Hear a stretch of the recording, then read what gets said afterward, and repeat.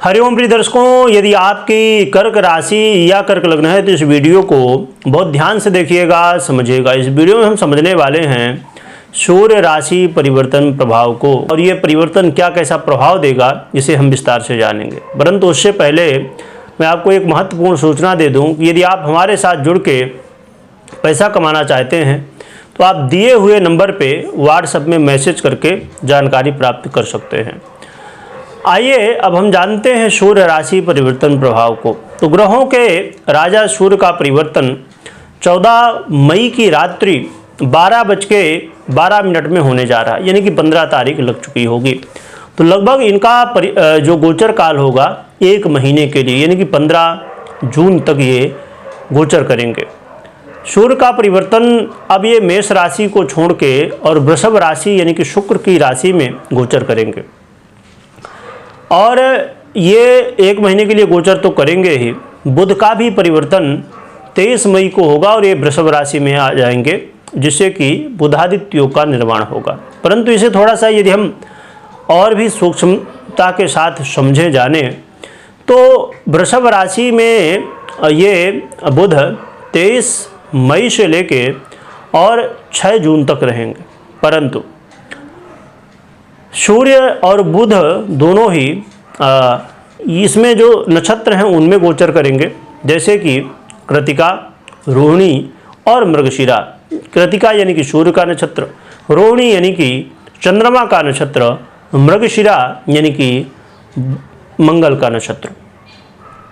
तो सूर्य स्वयं के नक्षत्र में, मंगल के नक्षत्र, इनके चंद्रमा के नक्षत्र में और मंगल के नक्षत्र में, ये तीनों के नक्षत्र में गोचर होंगे। तो जब 23 तारीख को बुध आएंगे तो ये 23 तारीख से लेके 23 तारीख को लगभग दोपहर में आ जाएंगे 1 बजे। तो 23 तारीख से लेके जो 25 तारीख को 9:30 बजे तक का समय है, ये दोनों ग्रह यानी कि बुध और सूर्य दोनों ग्रह एक ही नक्षत्र यानी कि सूर्य के नक्षत्र कृतिका में रहेंगे, और एक ही नक्षत्र में गोचर करने की वजह से इनका जो बुधादित्य योग का प्रभाव है ये और भी बेहतर हमें मिल पाएगा। जो कि देखा जाए तो इनकी अंशात्मक युति नहीं होने वाली, यानी कि एक ही चरण, एक ही अंश, और थोड़ा और डीप यदि जाएंगे तो विकला कला वाइज हमें नहीं देखने को मिलने वाली। जो कि 30 मई को रोहिणी नक्षत्र में बुध और सूर्य की अंशात्मक युति भी हमें देखने को मिलने वाली है।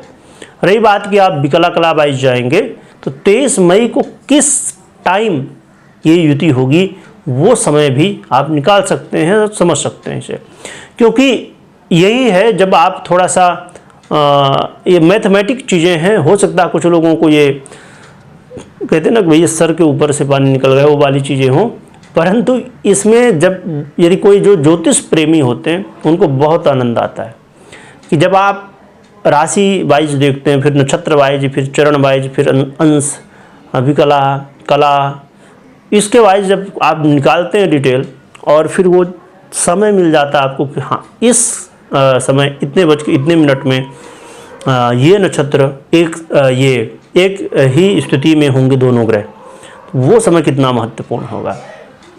तो उसकी अलग बात ही है। ज्योतिष में जो ज्योतिष प्रेमी उनको आनंद आ रहा होगा इस चीज़ का।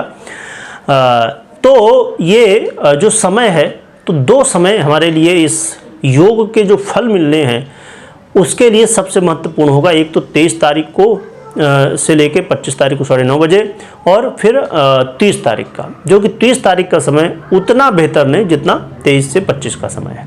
चलिए अब हम जानते हैं और क्या कैसा फल हमें ये ग्रह सूर्य का राशि परिवर्तन से मिलने वाला है। देखा जाए तो सूर्य जो कि आपके धनेश से हैं, और ये जो गोचर काल है ये आपके आय भाव में होगा, और बुध जो कि आपके व्यय से हैं, और साथ में व्यय के साथ साथ प्रतिव्यय भी हैं, तो इनकी भी युति होगी। तो ये जो गोचर काल है प्रिय दर्शकों, बिल्कुल आप समझ सकते हैं कि ये धन लाभ की स्थिति आपको देगा। यानी कि यदि पैसे आने के जो मार्ग हैं उसमें कोई प्रॉब्लम है, फाइनेंशियल प्रॉब्लम है, कहीं पैसा जो है तो फंसा हुआ है, ऐसी स्थिति में ये समय आपको सपोर्ट करेगा और धन लाभ की स्थिति, पैसे आगमन की स्थिति आपकी बेहतर होगी। और जो कि यहाँ पर बुध भी होंगे तो थोड़ा माइनस पॉइंट ये रहेगा कि आय तो होगी, पैसा आएगा तो, परंतु खर्च भी होने वाला है। तो आपको इस चीज़ का ध्यान रखना है कि फाइनेंस को बहुत अच्छे से मैनेज करना होगा। और कुछ जगह ऐसे आप खर्च भी कर देंगे कि बाद में लगेगा अरे ये तो हमने व्यर्थ में ही खर्च कर दिया। तो इसलिए आपको मैनेज बहुत अच्छे से करना होगा। ये समय जो है तो आपके जीवन में आपके पूर्वजों का जो पुण्य है उसका भी फल मिलता हुआ दिखाई देगा, यानी कि आपके जीवन में अच्छी स्थितियाँ देखने को मिलेंगी। जो लोग अपने लाइफ पार्टनर यानी कि पति पत्नी मिल के काम करते हैं, बहुत सारे ऐसे व्यापार हैं, बहुत सारे ऐसे काम, जॉब हो या व्यापार हो, खासकर ये चीज़ें व्यापार में और ज़्यादा सपोर्ट करेंगे कि एक साथ काम करते हैं, यानी पार्टनर होते हैं कई बार। तो ऐसी यदि स्थिति है, यदि आपका काम ऐसा है कि पार्टनरशिप में आप पति पत्नी काम करते हैं, तो ये आपके लिए काफ़ी बेहतर ये समय हो सकता है, धन लाभ कराने वाला। और आपके पत्नी के द्वारा भी आपको लाभ देखने को मिल सकता है, या आपके पत्नी के जीवन में या आपके पति के जीवन में इसका लाभ दिखेगा और उनके जीवन में भी धन लाभ की स्थितियाँ देखने को मिल सकते हैं। इसके अलावा ये जो समय है ये पैतृक संपत्ति का लाभ का समय है। पैतृक संपत्ति से जुड़े हुए लाभ मिल सकते हैं, या पैतृक संपत्ति को लेकर कोई प्रॉब्लम चल रही थी तो वो भी सॉल्व हो सकती है। इसके अलावा ये जो समय है इच्छा पूर्ति का समय रहेगा, आपकी कई सारी इच्छाएं पूरी हो सकती हैं। और जो कि यहाँ पर इस चीज़ का ज़रूर आपको ध्यान रखना है कि आपको जल्दबाजी कहीं नहीं करना। जल्दबाजी कई बार आपसे होगी, जैसे मैंने पहले ही बताया, गलतियाँ करेंगे, बाद में लगेगा अरे ये तो हमने खर्चा किया पर कोई मतलब नहीं इसका। तो ऐसी स्थितियों से थोड़ा अवेयर रहिएगा आप, तो आपके लिए अच्छा है। जो लोग खेल कूद से जुड़े हुए हैं उनको मान सम्मान की वृद्धि देखने को मिलने वाली है। और आप ने भी कभी देखा होगा कि इंटरव्यू दे दे के भैया थक गए, है ना, परंतु सफलता नहीं मिल रही है। इंटरव्यू तो खूब देते हैं पर सामने से जवाब ही नहीं आता है। तो ये समय जो कि उतना महत्वपूर्ण नहीं होता इंटरव्यू के लिए, पर फिर भी यदि कुछ कारण इसमें से भी होते हैं जो कि यहाँ पर इंटरव्यू में काम आते हैं, तो यदि इनसे रिलेटेड प्रॉब्लम यदि हो रही होगी तो फिर ये काम आपका पूरा हो सकता है। तो देखा जाए तो बुध का जो परिवर्तन है और सूर्य का, यानी कि सूर्य का खासकर परिवर्तन की हम चर्चा कर रहे हैं, परंतु बुध की युति भी है तो उसकी भी हम चर्चा कर रहे हैं। तो ऐसी स्थिति में ये जो समय है बहुत महत्वपूर्ण है। लाभ की स्थितियाँ हैं, थोड़ी बहुत सावधानियाँ भी हैं जिन्हें आपको ध्यान में रखनी चाहिए।